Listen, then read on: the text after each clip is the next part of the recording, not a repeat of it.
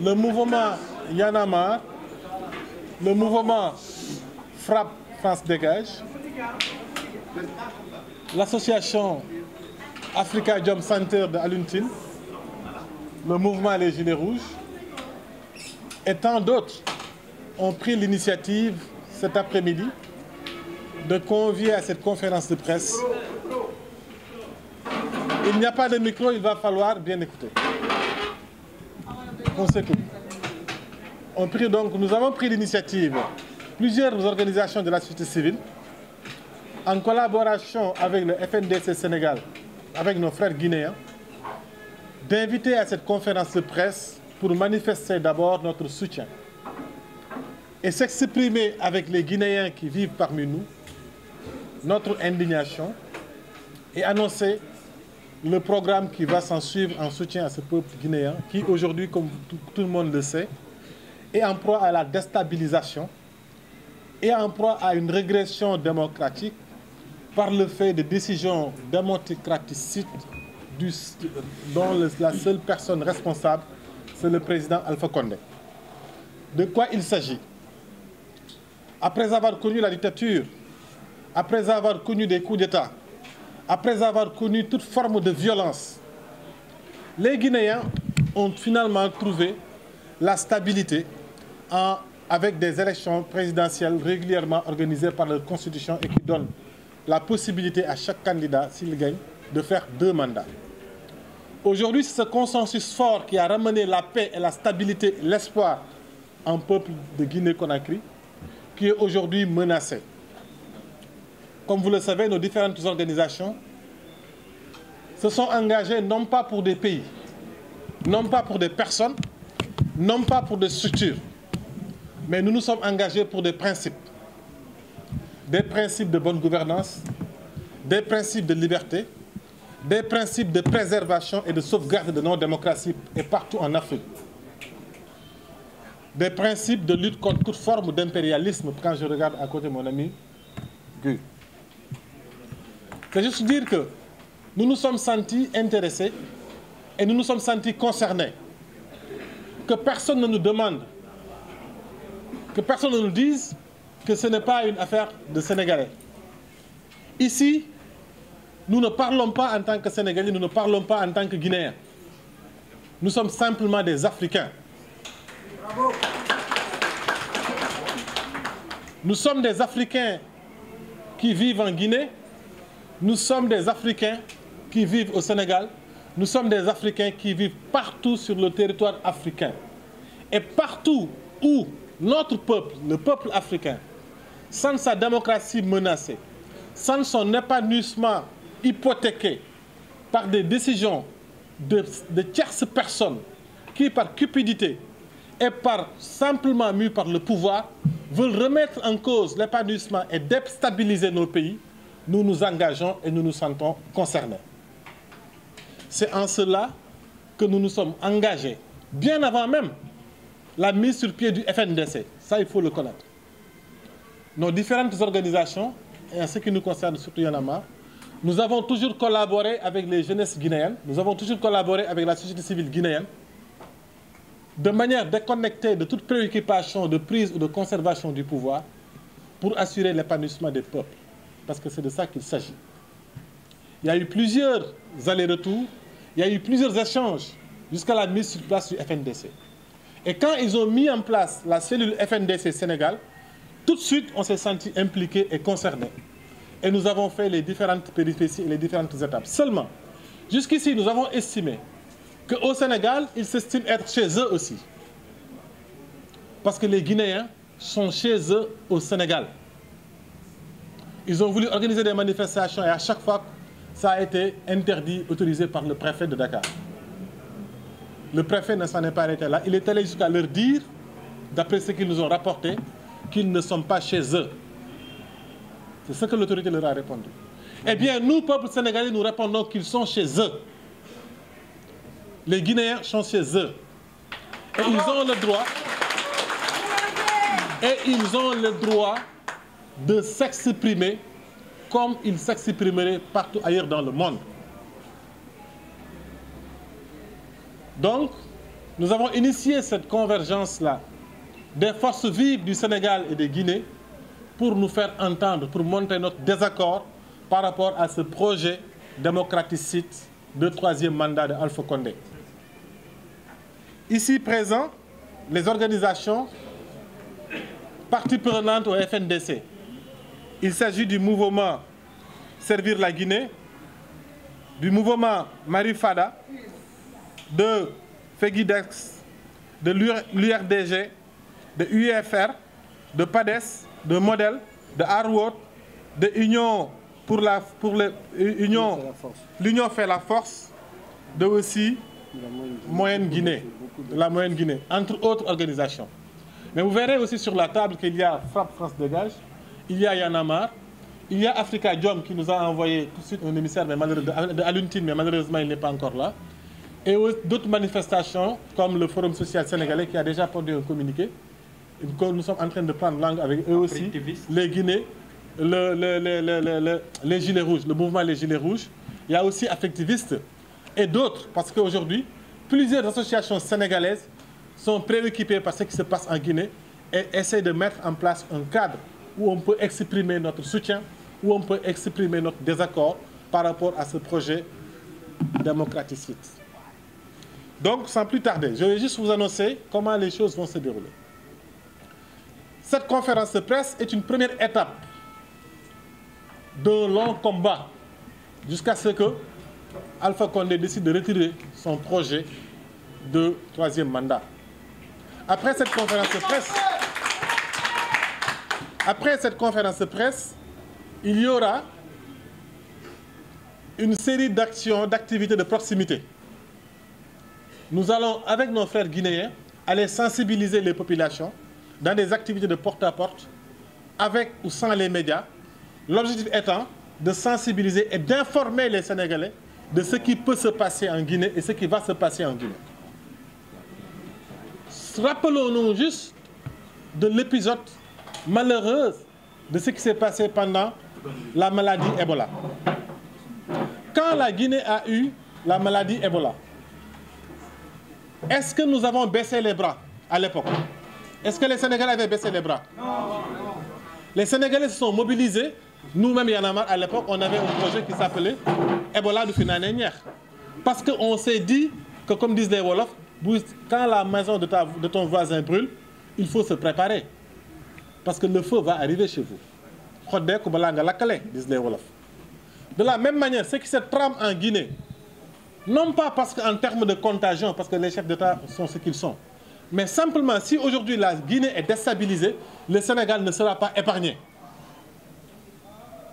Si la Guinée est déstabilisée, le Sénégal ne sera pas épargné. Regardez ce qui se passe autour de nous. Regardez ce qui se passe au Mali. Quand la Gambie a failli sombrer, notre président de la République, Macky Sall, nous a donné l'exemple. Il est allé s'occuper de la Gambie pour pas que la Gambie ne soit déstabilisée par Yaya Jammeh et que le Sénégal en subisse les conséquences. Eh bien, nous, les Sénégalais, il nous a montré le chemin. On va aussi se mobiliser avec les Guinéens pour que Alpha Condé ne réussisse pas son projet de déstabilisation de la Guinée. Donc, nous sensibiliserons les Sénégalais sur cela. Et ça va être bouclé par une manifestation des forces vives sénégalaises avec les Guinéens à la place de l'Obélisque le 2 novembre prochain. Le samedi 2 novembre prochain, le mouvement Y'en a marre, Frappe France Dégage, Africa Jom, Affectivistes, toutes les forces vives sénégalaises, les Gilets jaunes, les Gilets rouges et tant d'autres, en collaboration avec le FNDC, c'est nous les Sénégalais qui nous organisons pour nous exprimer et faire exprimer nos frères guinéens sur le projet parce que nous sommes en démocratie. Nous sommes en démocratie, nous sommes dans un état de droit. Les étrangers qui vivent parmi nous ont le droit de s'exprimer comme nous nous exprimons aussi chez nous. On ne peut pas leur ôter ce droit. Encore que cette manifestation est organisée par les organisations de la société civile sénégalaise. Il n'y a pas de prétexte pour le refuser. Donc à partir du 2 novembre, on va donc vers cette activité, cette manifestation du 2 novembre. Cette marche qui commencera à la place de l'Obélisque jusqu'au rond-point de la RTS. à partir de 16h. À partir de 16h. C'est une marche pacifique, c'est une marche non violente, c'est une marche dans la bonne humeur, juste pour montrer notre préoccupation par rapport à ce qui se passe en Guinée, comme nous l'avions fait du temps de Ebola, souvenez-vous. Mais cette fois-ci, ce ne sera pas dans l'antagonisme, ce sera dans l'harmonie. Ce sera un signe de cette Union africaine de peuples que nous rêvons tant et qui manque tant à l'Afrique. Après ce propos liminaire, je m'en vais donner la parole à mon camarade Idriss, qui est à ma gauche, qui coordonne le FNDC Sénégal. Il va aussi adresser un message aux Sénégalais et aux Guinéens vivant parmi nous. Par la suite, on verra si Guy Marius Sagna aussi a quelque chose à dire. Et nous nous ouvrons. Mignane Diouf est là. Ah, je n'ai pas vu le doyen Mignane Diouf. C'est excellent. Okay. Donc je pense que c'est fait. J'ai dit tout à l'heure que le Forum social sénégalais est avec nous. Donc on va donner la parole à notre doyen, le camarade. Ah non, les Wolof, on le fera après en ITV, c'est mieux. Donc on donne la parole à Idriss, ensuite à Mignane, et puis s'il y a des questions-réponses, et après on fera le... Donc merci à la presse ici présente. Merci à la communauté guinéenne qui a répondu présente aussi, qui se bat depuis le début de ce combat. Merci au mouvement Y en a marre. Merci à toutes les associations ici présentes qui ont accepté de nous accompagner dans ce projet. On ne rêvait que de ça, c'est juste nous exprimer. On ne demande pas grand-chose. On veut juste s'exprimer, montrer au peuple africain qu'il y a une crise en Guinée, montrer qu'il y a des gens qui ont prêté serment sur une constitution, qui veulent violer cette constitution. Et nous, on n'est pas d'accord. On est sur un principe, c'est défendre notre constitution. On ne demande pas assez. Comme mon frère, mon camarade l'a dit, on a fait beaucoup de démarches. Je pense que c'est la 5e ou 6e demande d'autorisation qu'on a déposée, qu'on nous a refusée. Mais nous sommes respectueux des lois sénégalaises, mais nous estimons aussi que nous sommes en Afrique et nous sommes dans la zone CEDEAO et que ce sont des pays frères. Et quand il y a une crise, il va falloir que tout le monde se lève pour nous soutenir, parce que ce qu'on réclame n'est pas... Si c'était un faux débat, vous ne serez pas là à nous accompagner. C'est parce que c'est juste et légal que vous nous accompagnez. Donc merci pour cela et merci d'avoir pris l'initiative d'accompagner ce projet et d'organiser cette marche que les Guinéens du Sénégal attendent. Pour la petite histoire, il y a de cela une semaine que le Front national de la défense de la Constitution guinéenne a lancé un appel à manifestation le lundi 14. Et la veille de cette manifestation, les responsables de la coordination ont été arrêtés chez eux. Manu Militari, ils sont allés les trouver chez eux, on les a arrachés, on les a amenés dans des endroits inconnus avant, et puis on les a amenés en prison. Le lendemain, il y a eu la manifestation. Au bilan d'aujourd'hui, nous sommes presque à 14 ou 15 morts. Et c'est qui est un bilan très lourd humainement, et ça qui n'est pas acceptable. Parce que la Constitution, l'article 10, nous accorde le droit de manifester en tant que citoyen. Et l'article 27, qui parle de la constitution de la durée du mandat, est clair. Et l'article 154 qui clôt tout ce débat. Donc si les gens sont morts parce qu'ils ont demandé leur liberté, si les gens meurent parce qu'ils se sont exprimés librement, c'est un problème. Et il y a moins de 3 millions de Guinéens au Sénégal. Et notre camarade l'a souligné tout de suite, quand la case de ton voisin brûle, tu dois être le premier à venir éteindre le feu, parce que sinon, ça risque d'arriver chez toi. Et on a tout fait avec les autorités sénégalaises, on a déposé à la préfecture sans autorisation, on a tout essayé, on a rencontré les mouvements citoyens, on a échangé, il n'y avait pas de solution. Et c'est aujourd'hui qu'on a une solution grâce à leur dévouement et grâce à tout ce qu'ils veulent. Le message, il est très simple. On le lance au président de la République du Sénégal, à toutes les associations, à tous les autres présidents africains, c'est de soutenir la Guinée et les enfants de la Guinée. Ils ne demandent pas beaucoup de choses. Ils demandent une seule chose, le respect de la Constitution, le respect de l'article 27, qui dit qu'un président élu a 2 mandats renouvelables une seule fois. À aucun moment on peut changer cette Constitution. Nous, c'est le respect de cette Constitution qu'on demande. Et là, la Guinée est une zone à haut risque. Mais les gens ne font pas attention. Il est temps que les gens prennent leurs responsabilités pour nous mettre dans notre droit. Que le peuple sénégalais nous accompagne, que le peuple africain nous accompagne. Comme je l'ai dit, on ne demande pas grand-chose. On veut que ce soit, parce qu'on a tous vu les images si vraiment le président de la République a vraiment regardé ces images, si les promoteurs du 3e mandat ont vraiment vu cette mobilisation d'aujourd'hui, je pense qu'il est temps qu'à 20 h, qu'ils sortent à la télévision nationale pour nous dire qu'ils retirent ce projet afin que les uns et les autres vaquent à leurs occupations. Notre pays a tant souffert et lui, il a été un grand partisan de cette démocratie. Pendant 40 ans, il s'est battu. Pendant 40 ans, il a voulu défendre une démocratie. On lui demande de protéger cette démocratie et on demande à ses pairs présidents de l'Afrique de le conseiller dans la paix, dans la quiétude, qu'on organise des élections en 2020. Et autre chose, nous, Guinéens qui sommes au Sénégal, nous remercions le peuple sénégalais et toutes ces associations et soyons mobilisés à être derrière toutes ces personnes pour mener ce combat. Je vous remercie. Nos organisations ici représentées, comme l'a si bien dit notre frère et camarade Fadel Barro, ont pris une grave décision, ont pris une importante décision. Le préfet de Dakar, à 5 ou 6 reprises, a choisi d'imposer une loi du silence à nos frères et sœurs de Guinée. Nous, Sénégalaises et Sénégalais, nous avons pris la décision de leur rendre la parole, de leur donner la parole. Nous sommes extrêmement choqués, extrêmement scandalisés d'entendre dire que c'est un Africain né au Sénégal qui a dit à d'autres Africains nés en Guinée, écoutez, vous n'êtes pas ici chez vous, vous n'aurez pas d'autorisation. Écoutez, comme Alpha Condé vous interdit de manifester, le droit que vous n'avez pas en Guinée, vous ne l'aurez pas ici au Sénégal. Nous sommes choqués, nous sommes scandalisés et nous dénonçons vigoureusement, nous dénonçons énergiquement la posture du préfet de Dakar. Nous interpellons le président de la République, qui a été quand même président de la CEDEAO. Nous interpellons le président de la République, Macky Sall, qui au moment où il nous chante la zone de libre-échange continentale africaine, c'est-à-dire l'intégration africaine,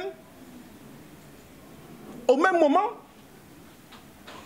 ils peuvent déclarer nos frères et sœurs africains nés en dehors du Sénégal comme des étrangers. Nous pensons que c'est inacceptable. Et c'est pourquoi, comme je l'ai dit tout à l'heure, nous avons pris la décision.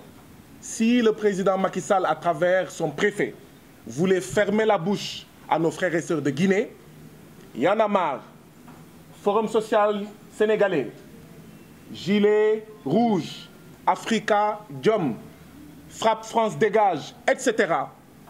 Cette fois-ci, c'est nous qui appelons à une grande manifestation. Je veux que ça soit clair.